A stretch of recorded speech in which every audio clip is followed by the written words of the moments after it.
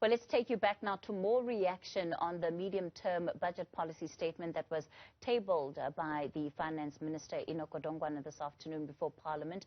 Tertia Jacobs is an economist with Investec. Tertia, good evening to you, and thank you so much for your time tonight. So, in terms of the overall statement, very much following the path, I think that had already been set down by former Minister Tito Mboweni, but perhaps your key takeaways from this afternoon. Hi, good evening, Kathy. Hello, Stephen. Yes, I think the key takeaways is, the government remains committed to fiscal consolidation. I think, the pace of fiscal consolidation is going to be significantly slower, especially, with some of the unknowns over the medium-term economic framework. And these pertain to, a more permanent increase in social grants, income transfers.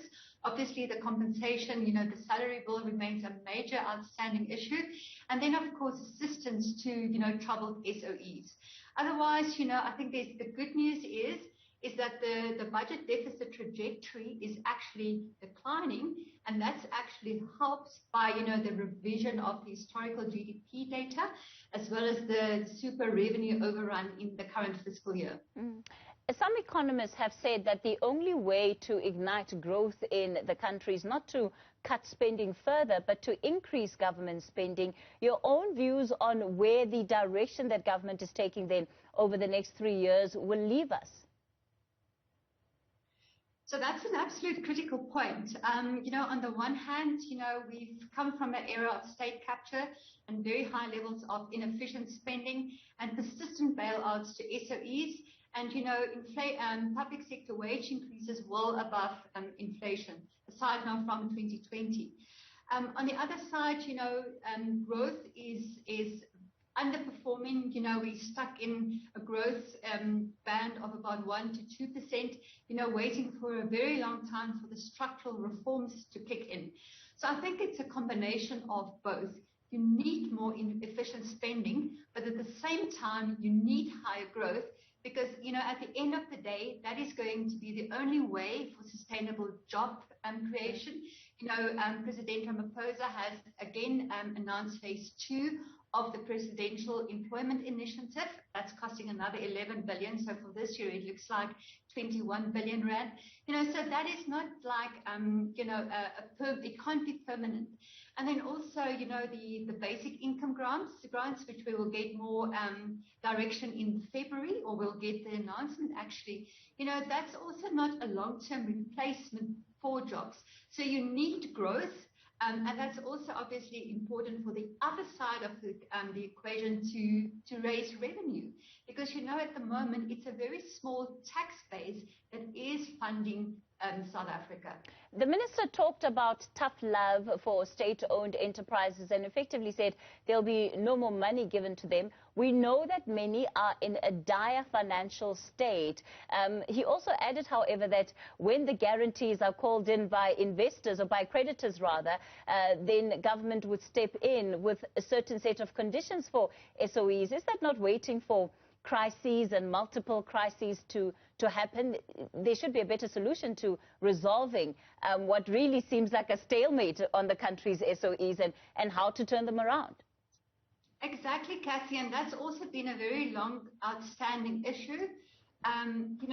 We know that there's more support likely to come to the land bank, for example. Denel is getting another 3 billion rand this year. So for how long can this be rolled out? So I heard the Minister of said, that some of the entities will need to fail, but I can't give you any more detail about what's happening behind the scenes. But it obviously is an urgent dynamic. And, the risk is that, if we look back at how SA was funded, how will it play out in the future? So where we're standing, it remains a major uncertainty. If the SOEs are allowed to fail, of course, then it just becomes a very difficult situation again for those employees of those organizations. Denel has been asking for support, we know, for over at least the last year. The workers of Denel have been left in absolutely dire straits. Is that a fair way? And I know you're an economist, Tertia, but if you work out the numbers, are there better solutions to the way that government can be trying to resolve what is really seemingly a headache for it where these SOEs are concerned? So I think the two big issues are obviously on the operational side and then the financial management. So a lot of the challenges on the financial conditions date back to state capture, where most of the SOEs have been exposed to. And then obviously in quite a few instances, it's the quality of the financial management. And then the operational environment, goes back to, to what extent, is the private sector involved?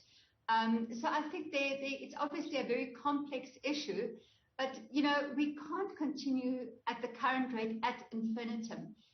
There's always a solution to bring in the private sector, but, that's also an outstanding issue. And we don't know if any progress is actually being made in it, how, the urgency involved in many of these issues.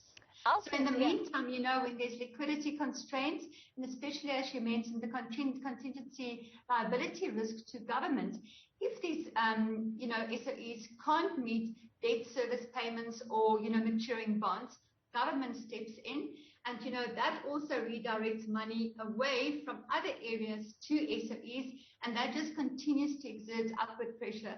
So, we trust that, more focused and more urgent decisions will be made in the coming fiscal year. Tertia, I just want to finish off then looking at overall government spending. Ultimately, South Africans want to know that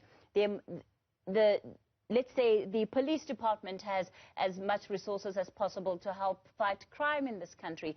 The health department has enough resources to respond to the needs of the population. With the expected cuts in spending, continued cuts in public spending, where do you think that is going to leave us from what the experience of South Africans is likely to be when trying to access some of these all-important services?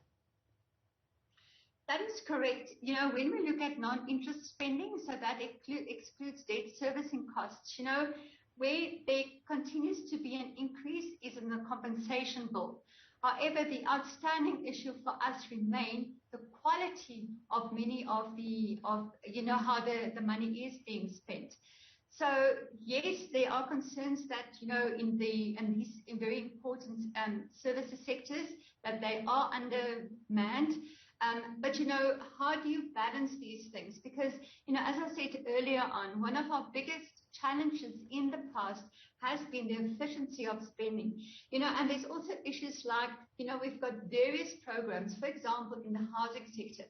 But, the costs are not always properly calculated. Sometimes a number is attached to it, without really being substantiated. So I think, on National Treasury side, they are doing a lot of work in terms of where there can be restructuring. There's also other issues, Kathy. For example, there's a lot of overlapping. We're waiting for, this whole configuration of government. So, there's many moving parts at the moment. So, it's very much, I think, a wait and see dynamic.